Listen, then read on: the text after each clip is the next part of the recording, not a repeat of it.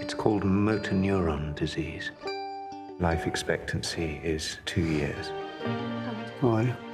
I'm okay. So, this black hole at the beginning of time. Brilliant.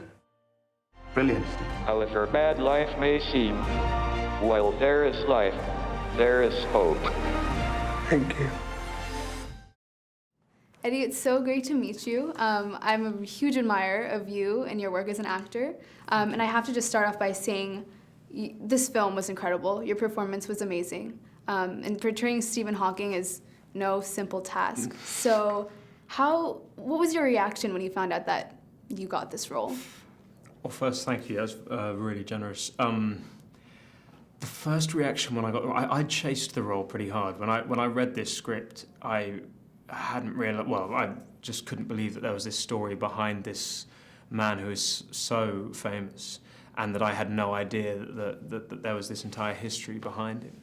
And so I chased pretty hard for it. And then when I got it, you always get this little moment of ecstatic joy when you get a part. And then normally it takes a week or two before it kicks in, that you actually have to do it, and it feels a bit, suddenly you realise you've got to step up. And this time it was the shortest time ever. I think it lasted under a second before I started feeling that sick feeling of actually knowing that you've got to go and do it.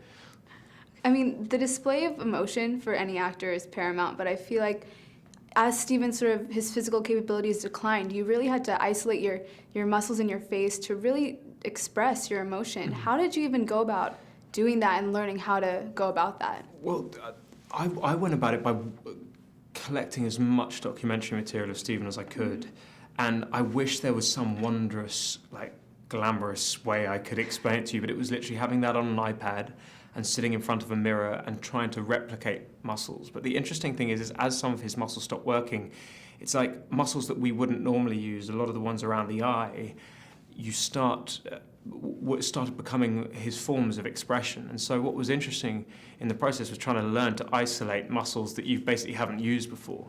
One of the lovely things about it being a film was, of course, film can get close and can see those things. So. And I mean, you actually had the opportunity to meet Stephen himself. Yeah. And was there anything really unexpected that you kind of found out about him through that encounter?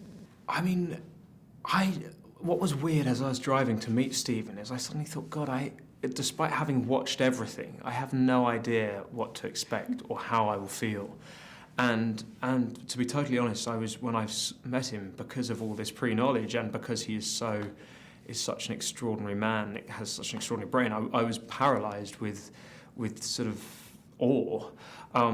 But things that I gleaned from that meeting, I mean, he was very specific about some things, about talking about how his voice had been slurred before he had the tracheotomy, and that was something that I took back to the producers and the director and made sure that we added into the film.